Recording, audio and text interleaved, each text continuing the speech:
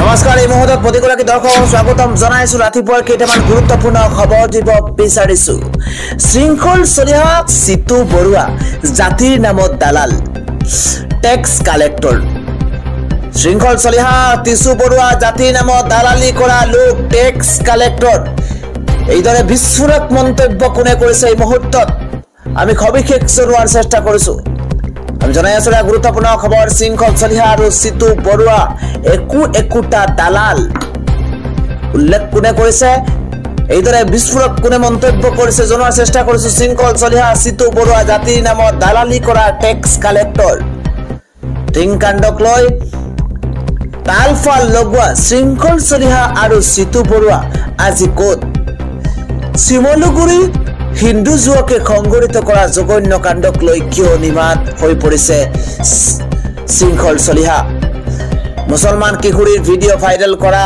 হিন্দু যুৱকৰ বিৰুদ্ধে কিয় ওলাই অহা নাই শৃংখল চলিহা আৰু সিতু বৰা শৃংখল চলিহা আৰু সিতু বৰাই জাতিৰ নামত কেৱল চান্দা তুলিব জানে জাতিৰ নামত দালালি কৰিব জানে শৃংখল চলিহা আৰু সিতু বৰাৰ বিৰুদ্ধে গৰজ উঠিছে এইবাৰ সদৌ সংখ্যালঘু পৰিষদৰ নেতা মুছাব্বিৰ আলী আহমেদ ৰাতিপুৱাৰ পৰৱৰ্তী খবৰটো হৈছে উৎকট গৰমৰ বাবে বিদ্যালয়ত পাঠদানৰ সময়সূচীৰ কিছু সালসলনি কৰা হৈছে আজিৰ পৰা ৰাজ্যৰ বিভিন্ন বিদ্যালয়ত 7:30 বজাৰ পৰা আৰম্ভ হ'ব পাঠদান উৎকট গৰমৰ প্ৰতি লক্ষ্য ৰাখি শিক্ষা বিভাগৰ তৰফৰ পৰা এই ডাঙৰ সিদ্ধান্ত গ্ৰহণ কৰা হৈছে পুৱা 7:30 বজাৰ পৰা বিদ্যালয়ত চলিব পাঠদান আজি পুৱা 7:30 বজাৰ পৰা আৰম্ভ হ'ব বিদ্যালয়ত পাঠদান 7:30 বজাৰ পৰা উৎকট গৰমৰ প্ৰতি লক্ষ্য ৰাখি শিক্ষা বিভাগে জাৰি কৰিছে জাননী বিদ্যালয়ৰ সময়সূচী সলনি কৰিছে শিক্ষা বিভাগে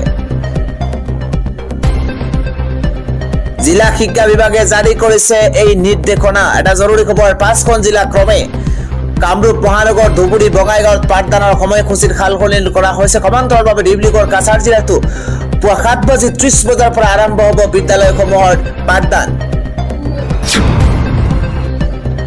আন এটা গুৰুত্বপূৰ্ণ খবৰ হৈছে ঢিঙৰ ৰাজ্য জুকাৰি যোৱা কাণ্ডৰ আপোনাৰ নিশ্চয় মনত আছে ঢিং কাণ্ডৰ অপৰাধী ঢিং কাণ্ডৰ তফাজ্জুলৰ কথা আপোনাৰ নিশ্চয় মনত আছে তফাজ্জুলৰ প্ৰকৃত অপৰাধী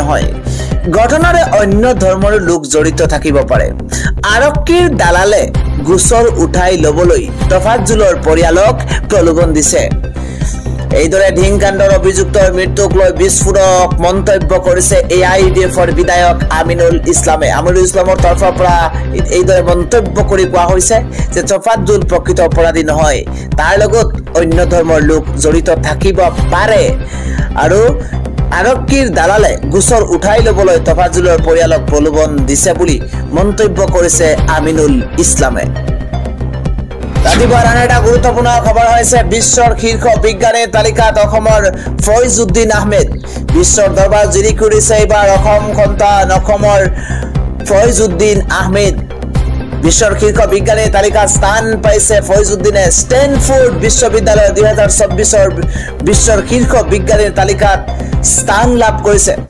বিশ্বৰ শীৰ্ষ 2% বিজ্ঞানীৰ ভিতৰত স্থান দিয়া হৈছে ফয়জুদ্দিন আহমেদক এটা জৰুৰী খবৰ জনোৱাৰ চেষ্টা কৰিছো USDMৰ পদাৰ্থ বিজ্ঞানৰ সহকাৰী অধ্যাপক আছিল ডক্টৰ ফয়জুদ্দিন আহমেদ আৰু একেৰাহে পঞ্চমবাৰলৈ এই স্থান লাভ কৰিছে ধুবুৰীৰ ফয়জুদ্দিন আহমেদে ডক্টৰ ফয়জুদ্দিন আহমেদৰ এই খবৰে উৎফুল্লিত কৰিছে ৰাজ্যবাসীক বিশ্বৰ শীৰ্ষ বিজ্ঞানীৰ তালিকাত স্থান পাইছে অসমৰ ফয়জুদ্দিন আহমেদে আৰু এটা গুৰুত্বপূৰ্ণ খবৰ দিব বিচাৰিছো সুমিৰ পৰা উদ্ধাৰ কৰা হৈছে ৭৬ লাখ টকীয়া আঙুঠি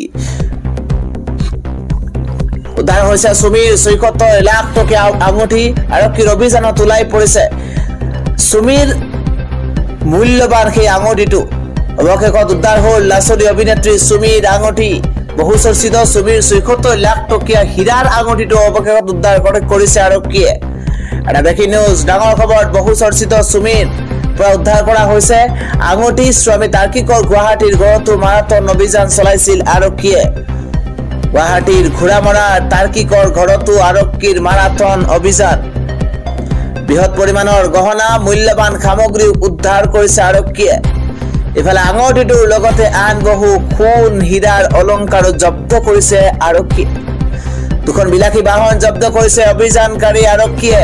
এটা ব্ৰেকিং নিউজ, ইফালে ডিব্ৰুগড়ত সুমীৰ বৌৱেক জিংকিক জেৰা চলাইছে আৰক্ষীয়ে।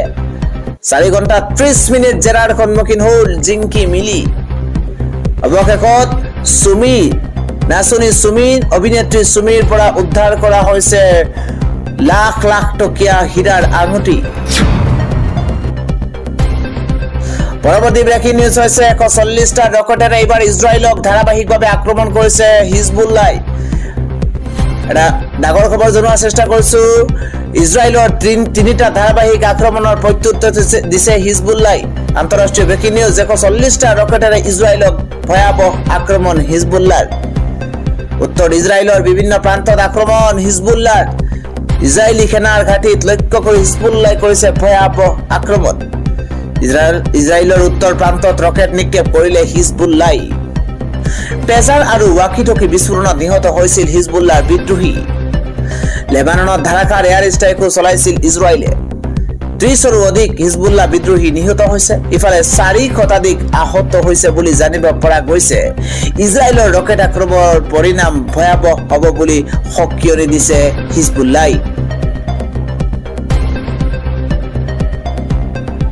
হিজবুল্লাহ প্ৰধানৰ সকিয়নিৰ পিছতে ধাৰাবাহিক প্ৰত্যাক্ৰমণ আৰম্ভ কৰা হৈছে। আজিৰ পৰৱৰ্তী গুৰুত্বপূৰ্ণ খবৰ হৈছে অৰুণোদয় আঁচনি আৰু ৰেচন কাৰ্ডক লৈ মুখ্যমন্ত্ৰী হিমন্ত বিশ্ব শৰ্মাৰ তৰফৰ পৰা 20টাকৈ বৃহৎ ঘোষণা। অৰুণোদয় আঁচনি আৰু ৰেচন কাৰ্ডক লৈ কি ঘোষণা কৰিছে এই মুহূৰ্তত জনোৱাৰ চেষ্টা কৰিছো। এইবাৰ কোনে কোনে লাভ কৰিব অৰুণোদয় আঁচনি, ৰেচন কাৰ্ড ইতিমধ্যে উল্লেখ কৰা হৈছে। 20টাকৈ বৃহৎ ঘোষণা কৰিছে মুখ্যমন্ত্ৰীগৰাকীয়ে। অৰুণোদয় আঁচনি পাবলৈ হলে হ'ব লাগিব আপুনি অসমৰ স্থায়ী বাসিন্দা। সিমানে নহয়, বৈধ আধাৰযুক্ত ৰেচন কাৰ্ডধাৰী হোৱাৰ লগতে আপুনি হ'ব লাগিব এটা পৰিয়ালৰ পৰা 18 বছৰৰ ঊৰ্ধ্বৰ মহিলা। 18 বছৰৰ ঊৰ্ধ্বৰ মহিলাই পাব অৰুণোদয় আঁচনিৰ ধন। বিধৱাৰ লগতে 45ৰ ঊৰ্ধ্বৰ অবিবাহিত মহিলা, বিধৱা উচ্ছেদ মহিলা, অবিবাহিত মহিলা, বিবাহ উচ্ছেদিত মহিলা, অকলশৰীয়া মহিলাই পাব অৰুণোদয় আঁচনিৰ ধন। সিমানে নহয়, তৃতীয় লিংগৰ ব্যক্তি, লিংগ নিৰ্বিশেষে দিব্যাংগ ব্যক্তি, বৃদ্ধ বা দুৰ্বল মহিলাই পাব অৰুণোদয় আঁচনি। উপাৰ্জনকাৰী অংগগত বা 60 বছৰৰ ঊৰ্ধ্বৰ বৃদ্ধ হোৱা পৰিয়ালৰ মহিলাই পাব অৰুণোদয় আঁচনিৰ ধন। HIV, থেলাছেমিয়া লগতে হেমোফিলা, চেৰিব্ৰেল পালসি লগতে কুষ্ঠৰোগ থকা মহিলাই পাব অৰুণোদয় আঁচনিৰ ধন। ইতিমধ্যে উল্লেখ কৰা হৈছে আশ্ৰয়হীন ভিক্ষাৰে জীৱন নিৰ্বাহ কৰা মহিলাই পাব অৰুণোদয় আঁচনিৰ ধন। অন্তোদয়া অন্ন যোজনাৰ মহিলাই পাব অৰুণোদয় আঁচনি। মুঠ বাৰ্ষিক আয় 2 লাখ টকাতকৈ কম হোৱা পৰিয়ালৰ মহিলাই পাব অৰুণোদয়। ইতিমধ্যে উল্লেখ কৰা হৈছে কোনে কোনে লাভ নকৰিব অৰুণোদয় আঁচনি। সাংসদ, বিধায়ক, মুখ্য কাৰ্যবাহী সদস্য আদিকে কৰি কাৰ্যবাহী সদস্য বা তেওঁলোকৰ প্ৰাক্তন সমকক্ষসকলৰ পৰিয়ালে নাপাব অৰুণোদয় আঁচনি। পঞ্চায়ত, নগৰীয়া স্থানীয় নিকায় আৰু স্বায়ত্তশাসিত পৰিষদৰ সদস্যসকলে নাপাব অৰুণোদয় আঁচনি। এইটো চৰকাৰী চিকিৎসক, অভিযন্তা, আৰ্কিটেক্ট লগতে চাৰ্টাৰ্ড একাউণ্টৰ পৰা আৰম্ভ কৰি উকিল, বেংকাৰ লগতে শিক্ষক, চৰকাৰী কৰ্মচাৰী বা পেঞ্চনাৰে নাপাব অৰুণোদয় আঁচনিৰ ধন। আন এক গুৰুত্বপূৰ্ণ খবৰ হৈছে ভূপেন বৰাই কাক টাৰ্গেট কৰি এই ধৰণে মন্তব্য কৰিছে। ভূপেন বৰাই কয় যে অসমত এটা পৰিয়ালে জিডিপি বাঢ়ি আছে। অসমত এটা পৰিয়ালৰে জিডিপি বাঢ়ি আছে। অসমক ভাৰতৰ লগত তুলনা কৰিবলৈ হলে এটা পৰিয়ালকে আগুৱাই দিব লাগিব। হোৱাইট মানি বেছি থকা পৰিয়াল। কাক উদ্দেশ্য কৰি ভূপেন বৰাই এইদৰে মন্তব্য কৰিছে? ভূপেন বৰাই এই মুহূৰ্তত সেয়া ৰহস্যৰ আৱৰ্তত, কিয়নো ভূপেন বৰাই এইদৰে কাক টাৰ্গেট কৰি মন্তব্য কৰা পৰিলক্ষিত হৈছে।